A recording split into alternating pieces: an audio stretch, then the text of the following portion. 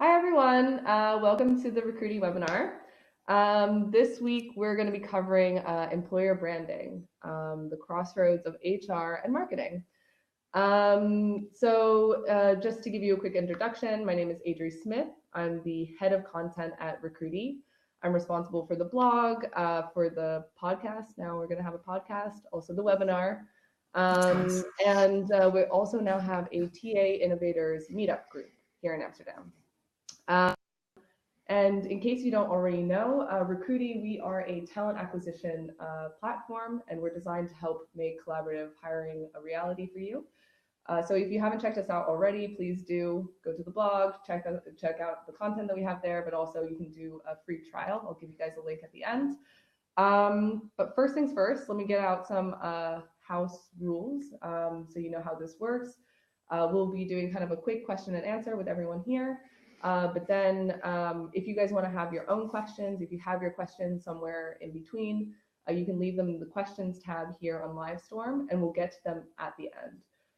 So just leave your questions there throughout, and we'll get to them. Also, we're going to be circulating the webinar recording on our TA Innovators Facebook group. You guys should have already gotten a link to that in the emails leading up to the webinar, but we'll also send you a follow-up link afterwards. And last one, our next month's webinar is going to be on sourcing talent on Slack, Facebook, and Instagram with Brian Fink. He is a Recruiting Daily regular contributor, also keynote speaker, should be quite interesting. So definitely join us then. But now let's get to this month's webinar. So we have two people from Numbers with us today. I'll let them give their own introductions. So if you can give us a little bit of a brief overview as to who you are and how you got involved in recruitment and employer branding. Yeah, so hi everyone, I'm Andrea. I'm actually from Portugal, from a small town in the south of Portugal called Lagos. I always need to say that because I'm very proud. Yeah, so I work at Numbers. I'm responsible for employer branding at Numbers. And yeah, to be honest, my career path has been a bit, as I like to call it, schizophrenic, because design, and I worked as a graphic designer for quite a long time.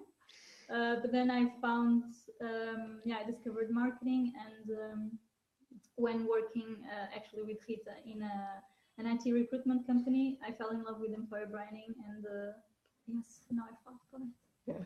And now, and now I'm in employer branding. But yeah, then I think we'll also explain it also a little bit of what I like about it and everything during the webinar. So yeah. Oh, just one more thing that I always like to say, because it's very important. It's part of who I am. I'm a very huge Harry Potter fan. Of course. This goes in my introduction everywhere. So yes, nice. My introduction. So me, I'm also Portuguese. And speaking about schizophrenia, I have a major in psychology. So it's how we diagnosed the career path of Andrea.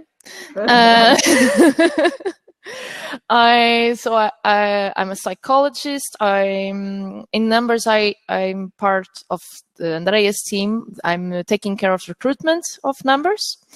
So my path is a bit more normal than Andrea. So I'm a psychologist. I did a master in work and HR psychology. I started working in HR in an internship. Actually, I wanted to do assessment management in companies. I hated recruitment back then in 2014, but then recruitment found me. I started as an HR consultant doing sales, account management, sourcing, interviews, offers, a lot of things in the same job. And then I joined also the company where me and Andrea, we met, which is a tech recruitment platform. And we kind of started working together. I was doing I also did a bit of account management and interviewing, but actually I ended my path there as a talent career counselor. So I was helping tech professionals finding the jobs that they want and what kind of career paths would make sense for them, like kind of counseling. It was pretty cool. But I was needing a baby. I wanted to help a company, an HR department, trying to understand if the values I have as an HR in real world in an HR department can be seen. So here I am in numbers for 1 year already. Oh, nice. Yeah, so obviously we're here today to talk a little bit about numbers, but also about employer branding. And because numbers is quite close with recruiting, we know kind of the story, but not everybody is super familiar with the numbers story. So would one of you be able to share that with the audience here? Yeah, it's actually, I love to tell this story because I feel like it's very personal. It's not only about business. Mm-hmm. But so numbers, we're a payroll and HR software suppliers for the Dutch and Swedish markets. Mm-hmm. And Michiel and Louise are our founders. When they started the company, they started the company with the premise that employees are a very important part of any company. Mm-hmm. They will be responsible for delivering for creating good relationship with customers. They will have an impact in the business development and growth, and because of that, they do deserve the best experience possible. Yeah. So we are working on that mission by building a tool that HR professionals and accountants and everything they can use to connect all the most important key users to make sure that they spend less time on the processes, that it still occupies a lot of time in HR, and they can focus more on engaging with their employees and focusing on the strategy of the business itself. And and it seems the reason behind this bit of a sales pitch is because that's the same passion that drives our business also drives us as a company, and what we want to do inside the company with all our employees. So it's still a work in progress. We still have a long way to go, but we really want to make sure that that numbers is a place where our employees want to be at and where they feel challenged and want to grow. Okay. So I think it connects very well. That's why I really like the story and the reasoning behind. If I may add, I think Andrei was mentioning the founders, and I think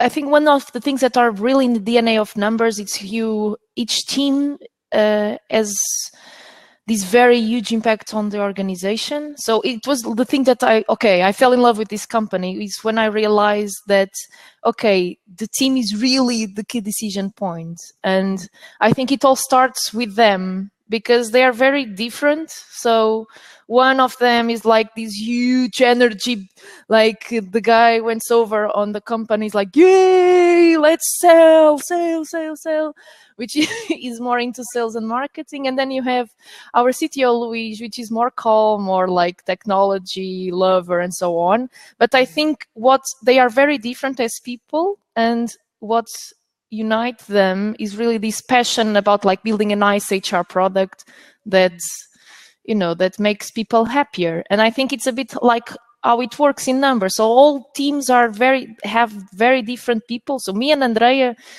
we are kind of crazy, but then in the rest, we are very different. But we are really passionate about what we do and what we want to achieve. And this passion and this like difference and the fact that we can do our decisions, it's really what I find very unique about us. It's very nice.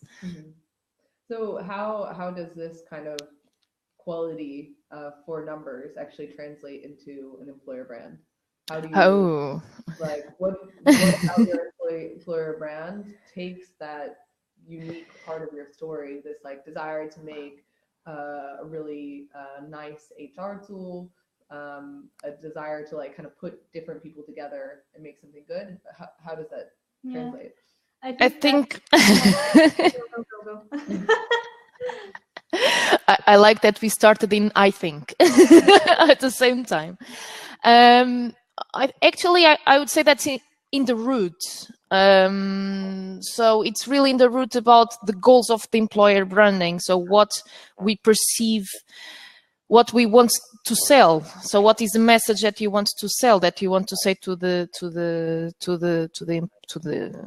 community, to the people? So it's a bit also in the part of the EVP, which is our employer value proposition. It's the thing that those two actually are two key points from our employer branding strategy. So we trust the team to do the right thing for the organization. So value proposition one, and the fact that we are building this very nice product that will give value to everyone. And even if it seems like a very boring field, HR, payroll field, we kind of wanted to make it cool, you know? It's like what banks did with fintech. So we kind of want, no, this is an important field. And it's a bit the message that we want to pass. So it's not like we do activities to show this specific or this specific. These two things are really in the roots of anything that we do, employer branding wise, to deliver to the world. So it's a part of DNA, not like a thing specific. Yeah, exactly. I think we're only using employer branding to show that. Yeah. And what kind of tooling what kind of employer branding tooling are you using to get that out to your candidates or get that out to the broader public? Yeah. I mean, we're doing a lot of stuff right now. We really we like to use more imagery and videos and everything. Also because we believe that it's better to show than tell. Mm-hmm. So yes, we're developing a lot of content in terms of approaching our employees, including them on the initiatives that we do. So the blogs, a lot of our employees write articles about their experience for us. Mm-hmm. And also with the videos, we're creating now a lot of employee testimonial videos. Mm-hmm. And at least my goal for it is not to show how what Numbers is doing for them, but more what they are doing for Numbers, and more important is who they are. So who will be the people with whom everyone who wants to apply will be working with. Mm-hmm. So that is more, we just want to be transparent and show the amazing talent that we have. So in terms of tooling, I think it's more that and also a bit, I think, careers.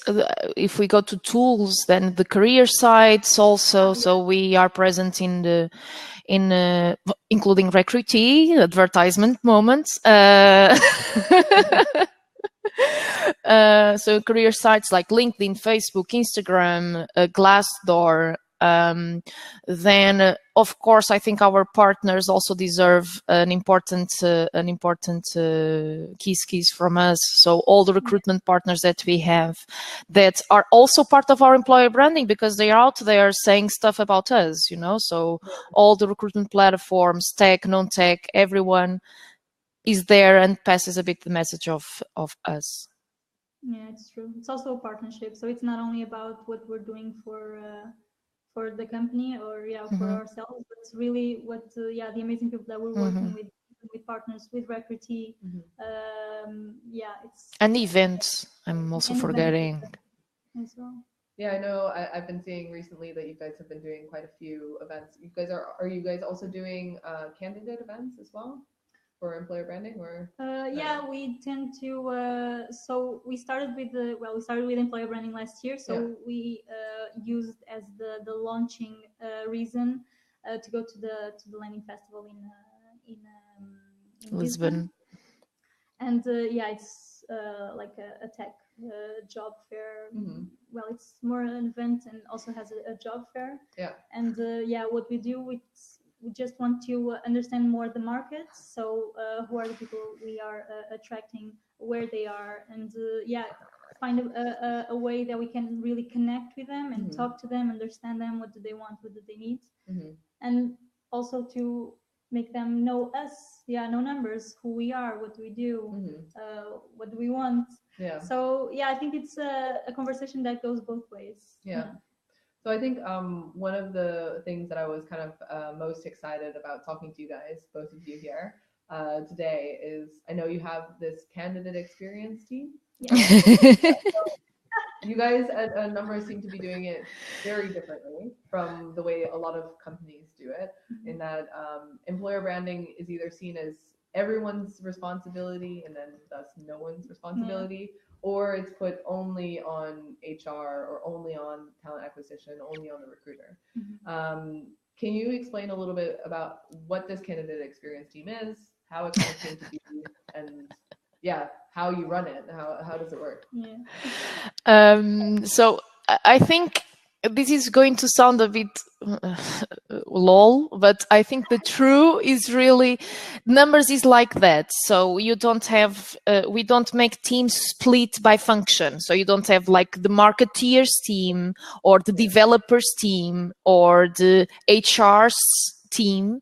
So every team in Numbers works cross-functional. So every team has always like different fields of expertise that achieve a decision. And so I know, for instance, that usually, as you said, our employer branding is this like poor area that no one cares. That's like, oh, it's all about videos and la la la, or it's part of the HR team that has like an HR doing copy, God knows how, about employer branding, or it's even the marketing team that takes care, that as like a side project of the marketing team.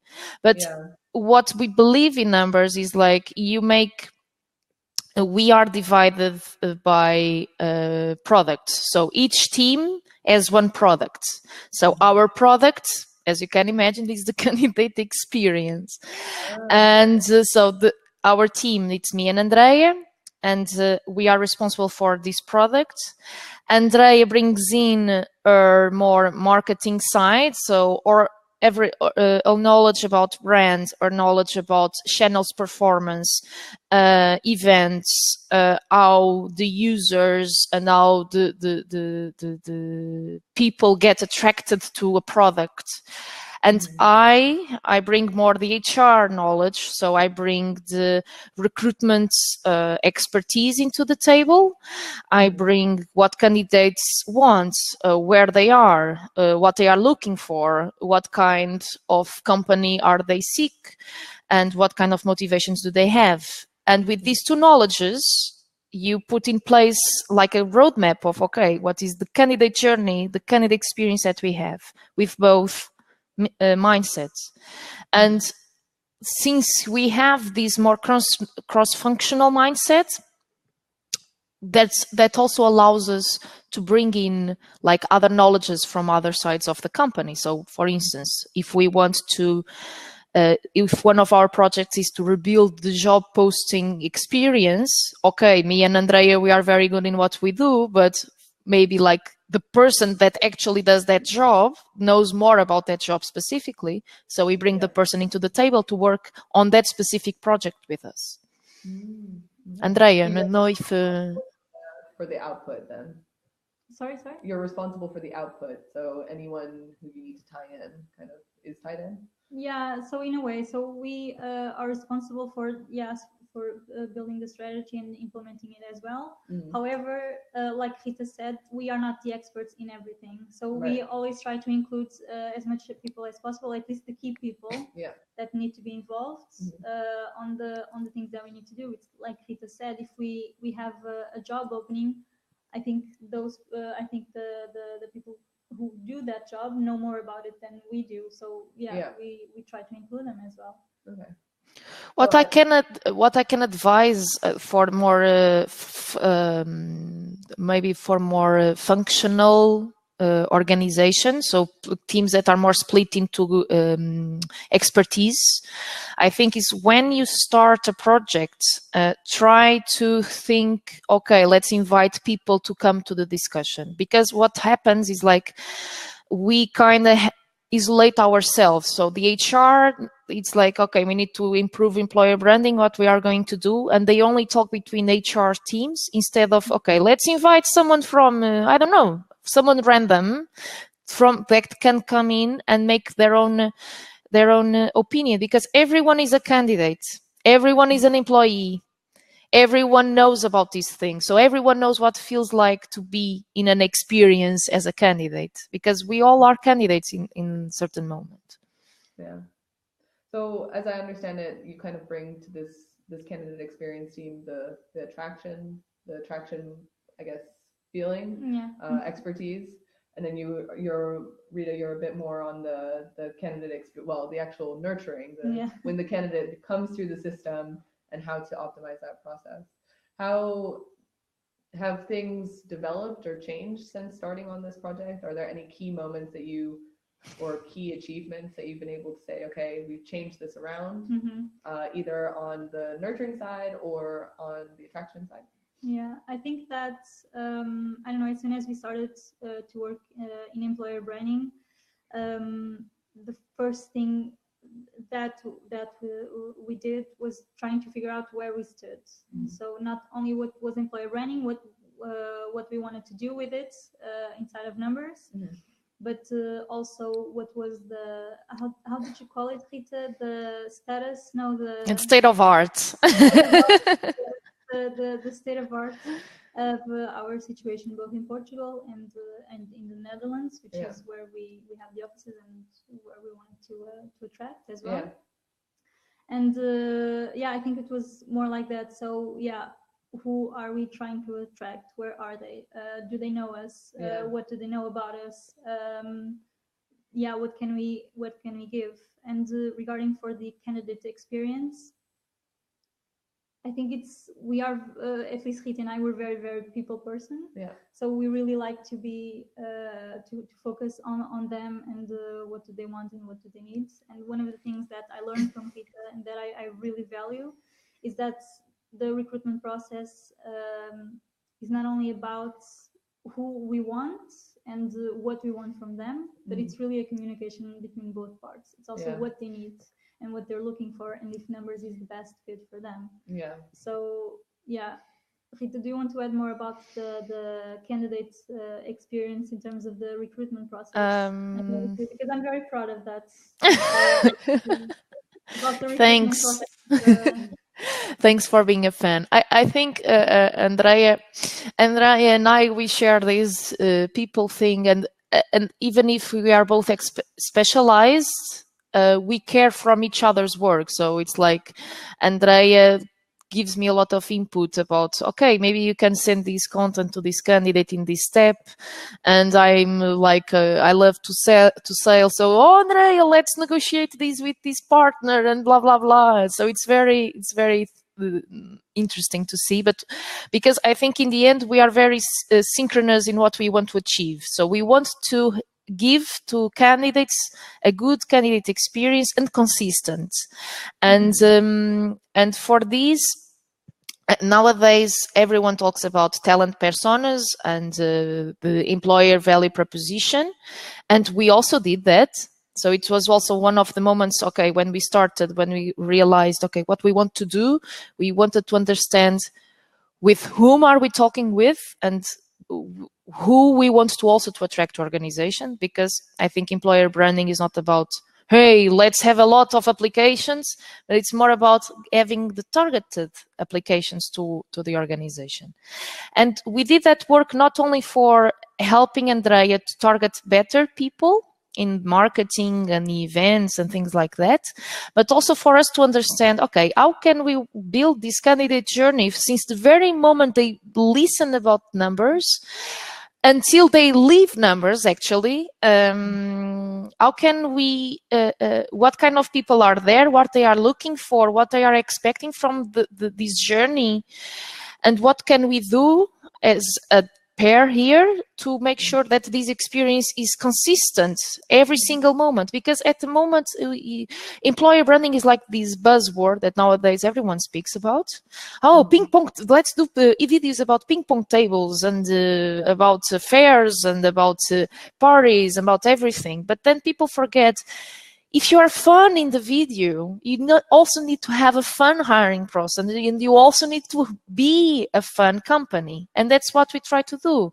So the crazy Rita and the crazy Andrea that appears in the videos are the crazy Rita and the crazy Andrea during the hiring process, I can tell.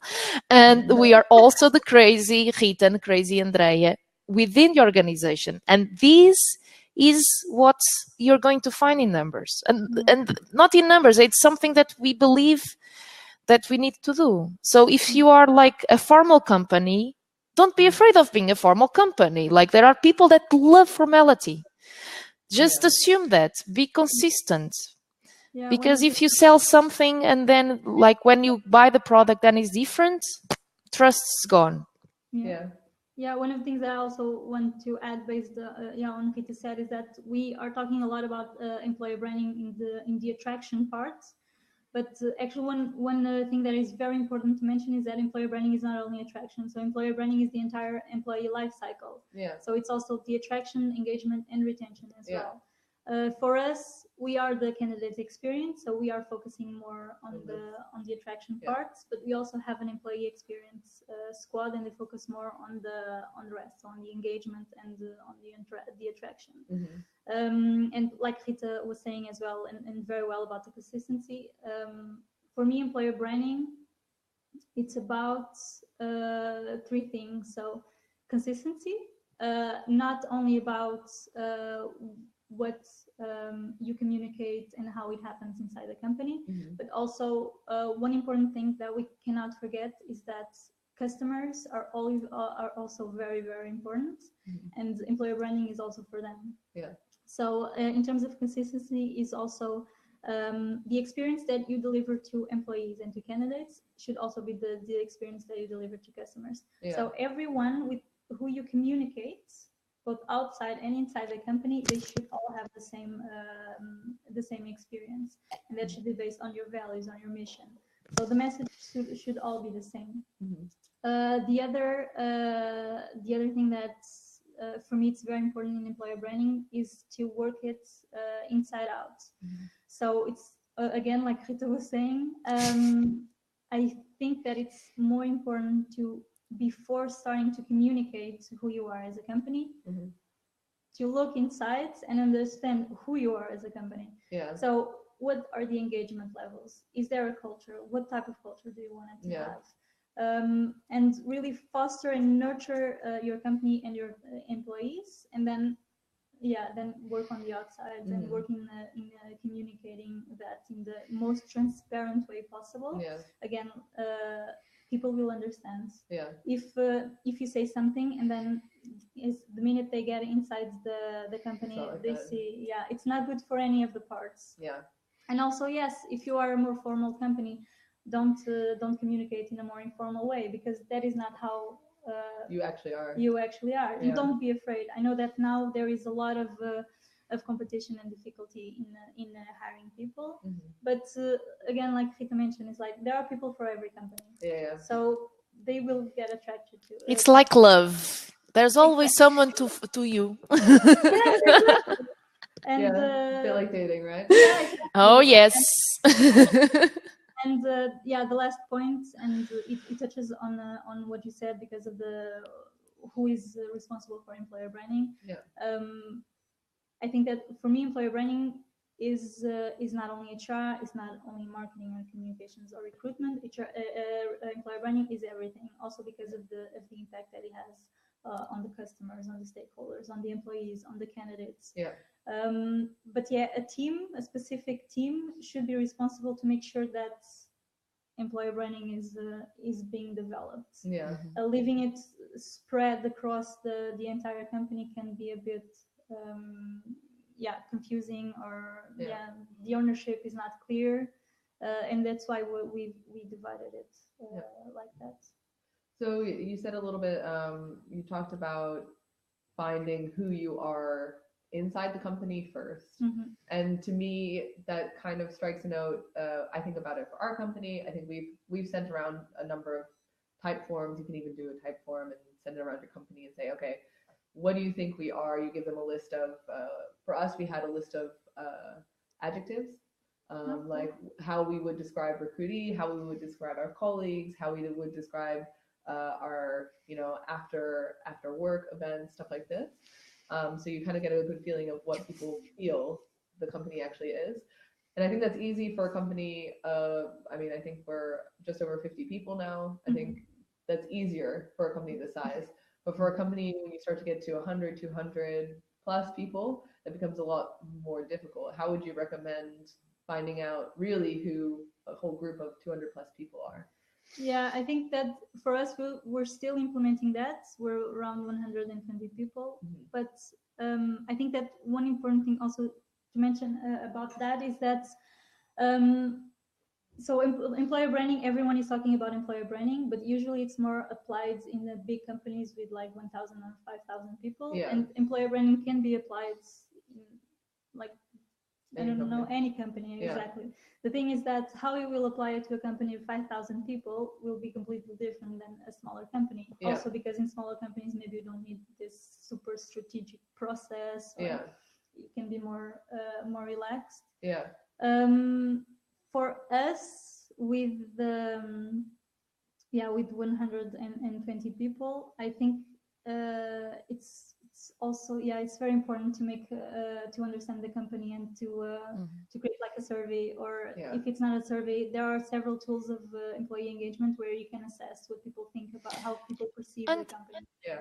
And I also think, so what can we advise to more bigger companies to assess who they really are? I think the question is, the only difference is scalability. So you need to do the exactly exercise that you do for a company of 3 people, but for 1,000. So when it's 3 people, what you do? So you talk with the 3 people and you kind of almost interview the people to understand, okay, why you like this company, why are you still here, what you like about this company, what made you fall in love with the company, once you were here, what made you fall in love with the company. And this kind of exercise with 3 people is quite simple. But then when you have like 1,000 people, you do exactly the same. So, but instead of interviewing 1,000 people, you randomly choose the people that you're going to talk with, or you try to understand what kind of people can you pick to be significant. So it's like a research that you're doing. So you you need to have people, if you have like a more hierarchy company, you need to go level by level and trying to understand which level, what kind of things each level wants. And also, and very, very important, also time that the person is in the company. So because, for instance, one person that is for 20 years in the organization has a different perception about the company, their feelings towards the company, what made the person to apply to the company, stay in the company, what motivates the person to stay in the company. It's way different than someone that starts now in the company, because also the company changes across time, culture changes, and you need to be aware of this change as well when you're building like your strategy as an employer branding. But I think it's if I may say, this is really personal, but I think the more simple we get these things, the less huge and crazy they seem. So it's just scalability, and you do what you do with 3 people. It's not different. It's just the type of people that you're going to talk with. So is that how you guys are planning to scale your employer branding at Numbers then? I think that's a very pertinent question that we still don't have a rigid answer to. I think the key moment of change will be when we start to hire more people, because our employer branding now is done based on three aspects. So based on the fact that we have two offices, that Portugal has tech professionals almost, and Amsterdam has more commercial side and more organizational side. Yeah. The fact that we are hiring like new people, our growth is not that huge. So we are not like this startup that is going to hire 100 and 200 people in 1 year. That is not our case.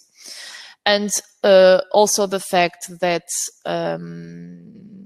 at the moment we are like this, and what we are doing now makes sense for what we are now. But maybe like in 2 years or 3 years, if we need to hire 100 and 200 people, we need to be ready for that. Yeah. So we need to always to reassess the strategy each year, so understand what's going on and what we can do differently. Yeah, exactly. I think that one of the things that we've learned since we started working with employer branding is that exactly we have a goal. For example, now we're hiring for not comparing to bigger companies, we're not hiring for that many people. Yeah. So our strategy for employer branding also needs to adjust to that. Yeah. And every year is a new thing. And for 2019, we kind of know what we want to do. Yeah. But for other years and for how we imagine or how we see employer branding in I don't know 5 years for numbers, we have no clue. I think we're still figuring what works for us and what we want to do. And also it's the stage of employer branding where we are, as Andrea was saying before, it's really important because we are creating. We are still in the creating phase. We are in the awareness phase. So in Portugal, we did this job to be more known in the tech community, and now we can go to be more picky, I'd say, in choosing what are the people that we want to target in Portugal. But in Amsterdam, we still have to do a lot of work to put our name in the field. Our name, hey, numbers exist, guys. And so we are in this stage, and this also affects our strategy at the moment. Once we are more known, also the strategy needs to readapt. So would you consider, I mean, so before you talked a little bit about how you looked specifically at the state of art, like how you were currently doing right when you started. And given that you already kind of seem to have a very different situation in Portugal versus Amsterdam, does that mean that your employer branding is slightly different or slightly skewed in both locations? I mean, the target audiences are a bit different, also because of the culture and the mindset. So we need to adapt to that. Again, always being true to and keeping it consistent, the communication.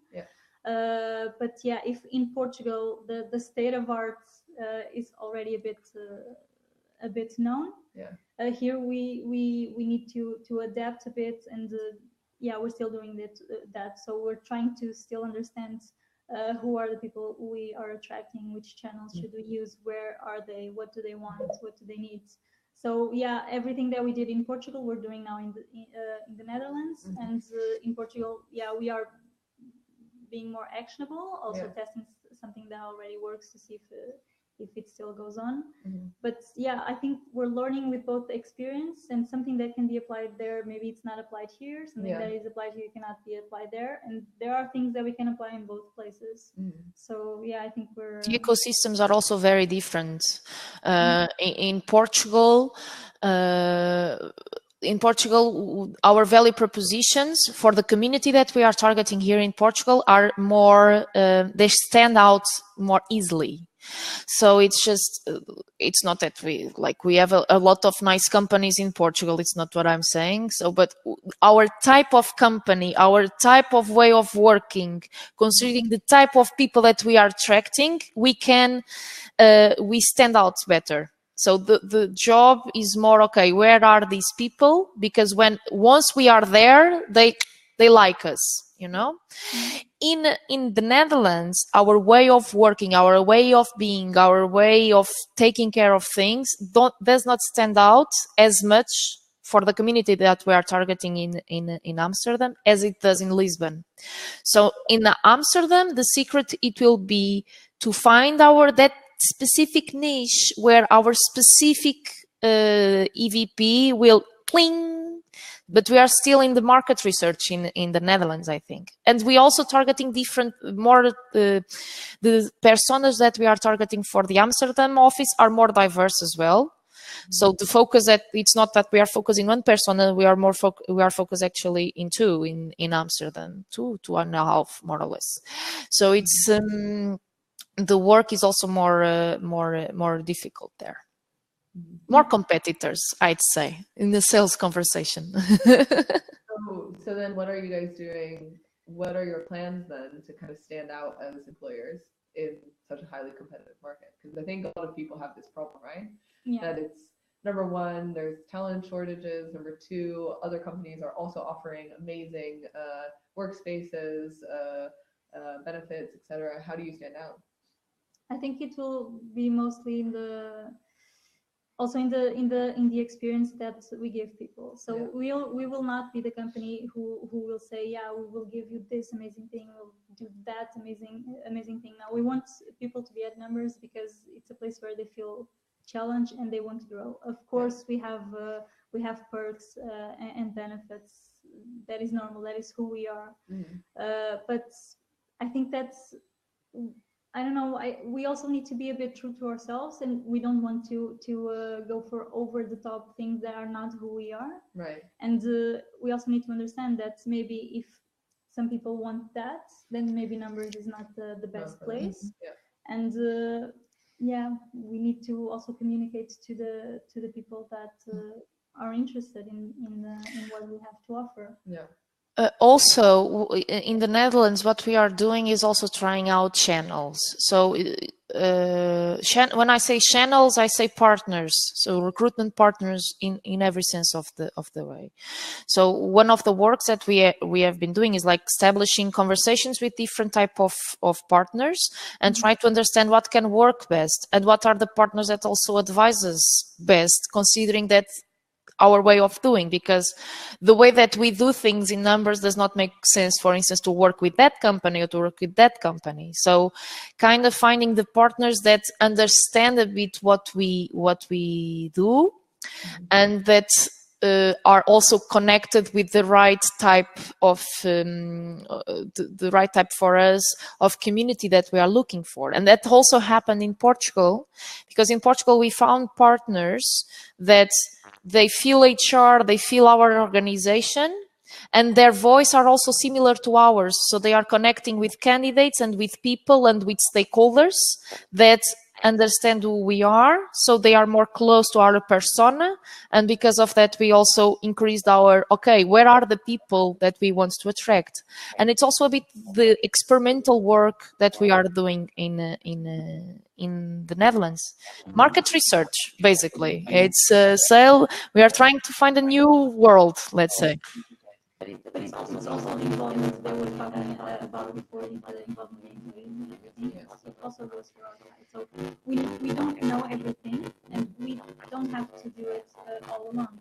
So what we're doing is that, yeah, we're finding companies who maybe have more insights than us and who are willing to share, and we are approaching them and see if we can, share some knowledge. We're going to events, we're going to meetups. We're talking to people in the industry that we know. We're going to communities on Slack. And we're trying to reach out and trying to understand. I think that before people were a little bit afraid of sharing what they were doing, like, oh my God, I don't want people to copy what I'm doing because then they will see it. But there are different people. There are people for everything. So now I think people are more willing to share as well. And we're trying to reach out and to try to understand how to behave in different markets. Yeah, that's good. And by recruitment partners, Rita, you were talking about agencies or service providers or a lot, not only recruitment providers. So, for instance, challenge tech challenge software provider. We talk to them. If Recruitee also wants to share knowledge with us, we are here. It's these things, like we are not afraid of. I have a lot of nice conversations with the Recruitee's customer care team with a lot of emojis. It's it's fun. But I think it's in HR. One thing that me and Andre we learned with the tech professionals in our previous company, they are very community oriented. They are not afraid of asking, "Oh my God, I don't know how to do this programming line and how to do this," and they go online and they go to Stack Overflow, they go to Git, they go to Reddit, they go everywhere to ask to find out their answers. And that's this humble spirit that we try also to be, me and Andrea. So we don't know all the answers. Who knows, after all?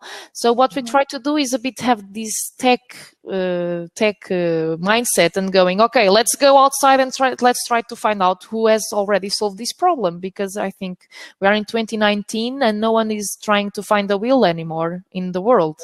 So of course, someone already solved the similar problem in a similar period of time. So it's a bit this mindset. Yeah. Don't isolate yourself. Never. Don't be afraid to ask help from your partners. There are not only providers. It's like always like it's win-win when the partner. Because I think also some recruiters mostly. I can tell because I've been there. We are a bit. How can I say? Sometimes we are afraid of asking help because we are afraid that people around us feel that we are not good in our jobs. And if you have numbers that support you, if it's more efficient to ask help than finding the wheel, I don't know where, why not asking help? Just justify. Justify with numbers the investment that you're doing. Yeah. Well, for us, that's like part of the reason why we host this webinar is to kind of promote an open and honest engaging conversation about problems that everybody has, right? So hopefully people have learned, and well, they'll get the chance to ask some questions, but hopefully everybody will have learned something about the way that Numbers does their employer branding. And I think it's now it should all be about kind of promoting a nice open engaging conversation with people. Yeah, I think that people now are really looking for a community and a more engaging relationship with people. So I feel that the problem that companies now are having with hiring people and trying to understand what do they want, what do they need to create for candidates to come to them. I think it's really about putting ourselves out there and really approaching the people that we want to attract and understanding, talking to them, and also with the partnerships. It's really just going outside of our bubble, leaving our zone, and try pulling people. Going to. That's why meetups are so are becoming such a big thing. It's because just want to connect and change experience, and that is the same in the workplace. Yeah, definitely. And don't deny knowledge. I think it's like recruitment, employer branding, drinks. I don't know if it's even an English expression, but gets inspiration from many fields, from HR, psychology, marketing, sales, design. Andrea, wink, wink for you. Design, user experience, CRM, you name it, maths. Analytics. So just be curious and try to understand what fits best for your own company. Exactly. Yeah, that's important. Not everything fits the mood, the feeling of the company. Yeah. So I think we have some time for some questions. So I saw a couple of questions, some sound related issues. Sorry about that. We have some questions coming in here. So I think we'll start with this one. Aren't testimonial and or statement videos kind of old dated, so outdated?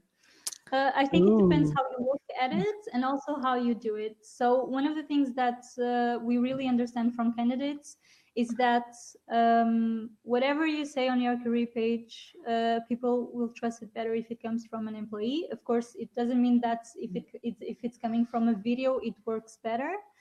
But the reason why we started to do the videos was, yeah, just to show our employees and the amazing people that we have working at the company. And actually, the way that we use the videos is during the recruitment process, because we have well, people from other squads interviewing candidates. Before the interviews, we always try to share one of those videos, especially if it's one of those people who will be interviewed, who will be the interviewer. Yeah. And we try to share it and create more of a relationship between the candidate and the person who will interview them. So listen, this is the person who will interview you. If you want to know more about them, just check this video or check this article that they wrote. And we just want to close a bit the gap and the communication and make it tighter. Yeah. So yeah, for us is really communicating who we are as a company, and at least for now the feedback of the videos has been amazing. So yeah, it's something that we want to continue doing. We also build it. The secret is also the way that you build the video itself. So it's not about, okay, let's pick a person that we know that is like this huge ambassador of the company, put him in the chair and ask him, oh, what do you like about this company? What do you like? Blah, blah. No, we want to know the story of the person. So, okay, what are you doing in the company in first place? What's in your experience? So what's been so far like your experience in this city, if you're talking about someone that's coming from abroad, or if why the company fits well in your life. So it's a bit like to try to focus on the person and not focus on what you're trying to achieve with the video. Okay, so not focus, oh, we want to make a video about saying good stuff about the company. That will sound silly. Yeah. Be authentic. Sorry, Kita, say. Be authentic. It's my motto. Yeah, no, but it's true. It's one of the things that since we started making the videos, I was always very, how do you say, very firm on that, is that I don't want this to be a video selling numbers. I want this to be a video about the employee, of course, because it's about numbers. Numbers will always be a bit there. But I don't want this to be a sell video. So it really is the way on how you do it and the goal behind it. So when developing these sort of things, at least how we did it was to first think about what is the goal, what do we want to do with it, and what do we want people to take out from it. We build around it. Yeah, we actually have a blog post about some of the best career videos that we've seen.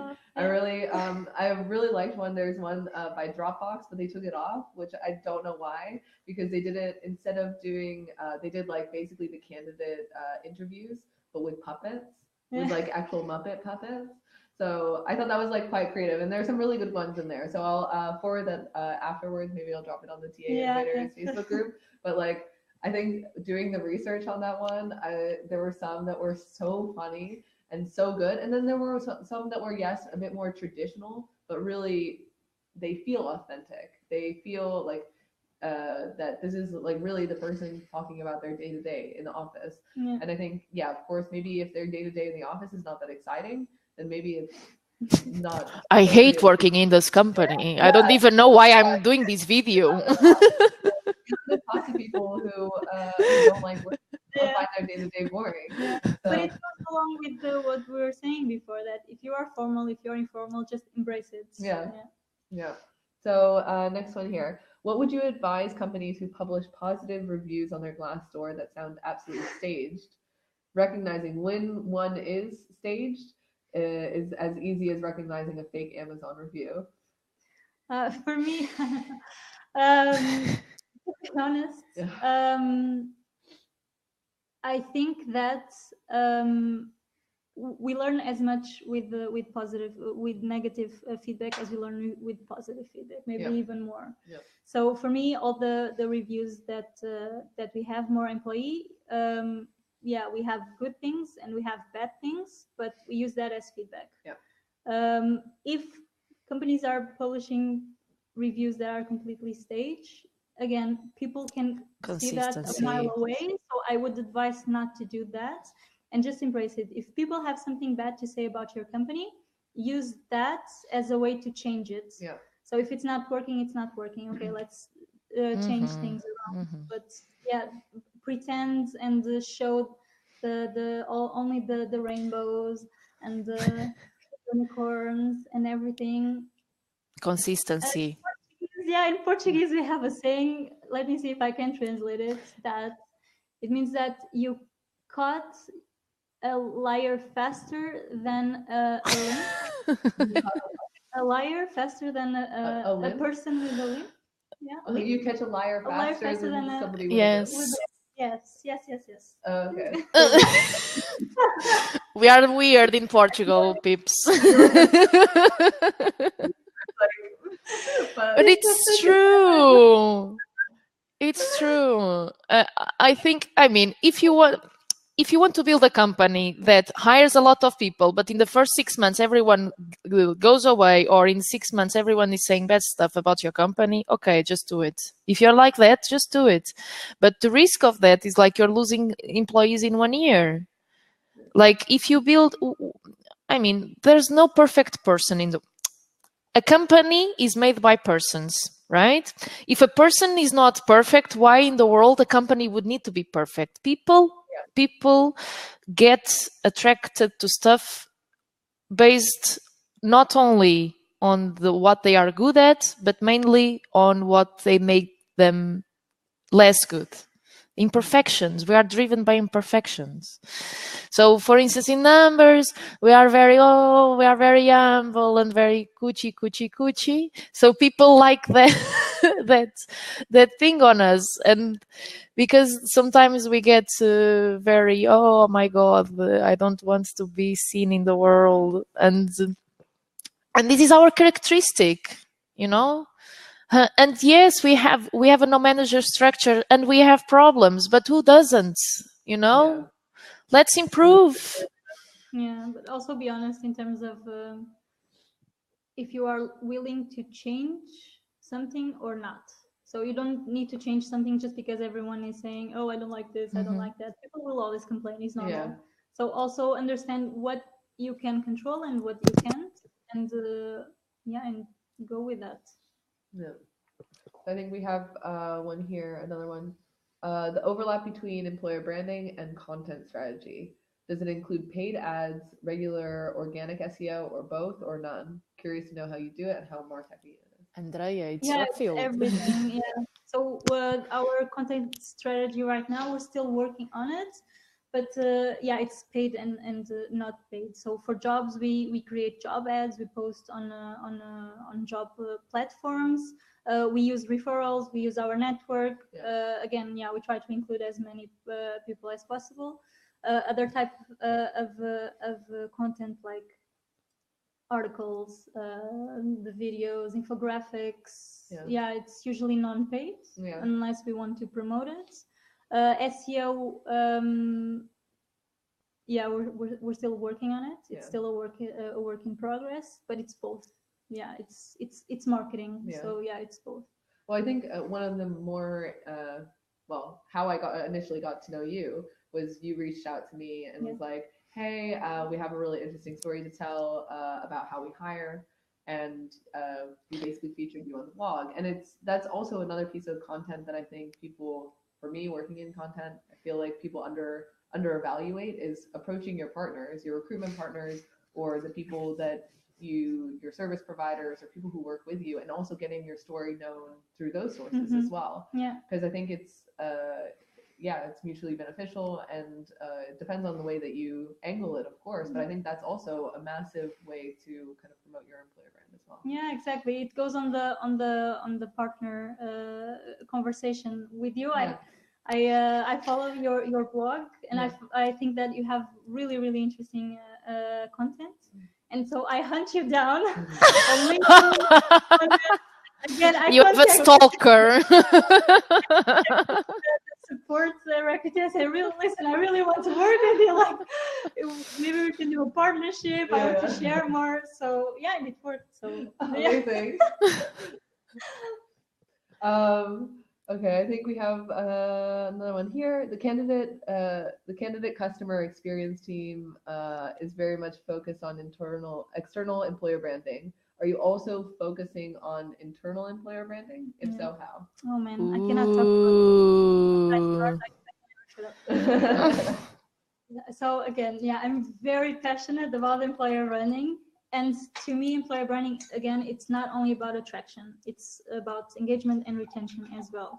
So yes, we do have a candidate experience squad, but we divide employer branding in two ways, because that was the way that we found that we could focus more our expertise. So we have the candidate experience, which goes from until the hire.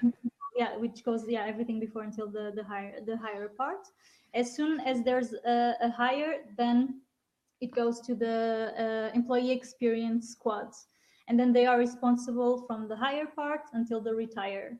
So everything about employee experience, the onboarding, personal development, everything. Oh, and we also have people coaches. Yeah, so yeah, Rita, do you want to explain how we are? Of course. So we have the teams are organized by cross-functional, right? So each team has a product and it's formed by for different functions. So me and Andrea, candidate experience, and employee experience, for instance, has HR, facilities, and pre-onboarding also. So employee experience as it is. So we have also different expertises, and then you have the people coaches, and they are both coaches. So our HR team, so our HR chapter, has these three teams, and these three teams, each one has each product. And Andrea's work, so she's in candidate experience focused, but she also has impact on the other teams as employer branding, because as she said, like, employer branding does not end in the hire. It also encompasses the experience overall of the employee in the organization. It's all, because I think employer branding helps one thing. Employer branding helps in keeping the voice consistent every stage of the journey of a person in a company. So it's not only about candidate versus employee, it's person journey in the organization. You're the glue, Andrea. Yeah, just to add one thing to what you said. So again, like you said, we are the people chapter, and we have 3 squads. But even though we are separate, we communicate between the 3, because again, the experience and consistency is important throughout the entire employee life cycle. So we have a monthly chapter meeting where we strategize, we see if we are aligned in what we want to accomplish, in our goal of making sure that people want to stay at Numbers. So yeah, we align ourselves. So I think we're coming to the end, unfortunately. It's been absolutely fabulous talking to you both. I just want to bring attention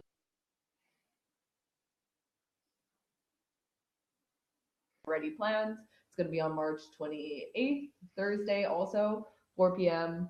Yeah, you can sign up using the recruit.ee/webinar-en link, but you can also do it through the follow-up email that I'll send right after this.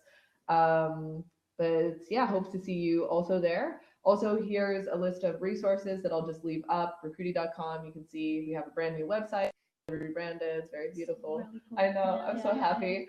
Also, you can check out the blog. I'll send you guys the career video inspirations that we have from the blog, the recruitment videos. And yeah, if you want a recording of the webinar, then you'll have to join us at TA Innovators, where we'll be sharing that. And yeah, I think that's it for today. But I just want to thank you both. Well, Andrea for coming in, and of course Rita for calling in. It's been absolutely fabulous having you both. Really It's enjoyed been, it. yeah, it's been It was nice. Yeah. Oh, and also for everyone watching, please connect with us on LinkedIn. Again, we don't know everything. We're still trying to figure out and learn from as many people as possible. So also share your experiences and yeah, just approach us anytime. And Adri, I think me and Andrea, we also owe you a very huge thank you for hosting us. You're an amazing interviewer. You can come to Candidate Experience team and interview candidates if you want to. Okay, I think we'll log off now, but Okay. I'll leave the slide up just so everyone can see. Okay, let's see how I do this. And Rita, you can just log off as well. Okay, I'm going away then. Bye. Bye.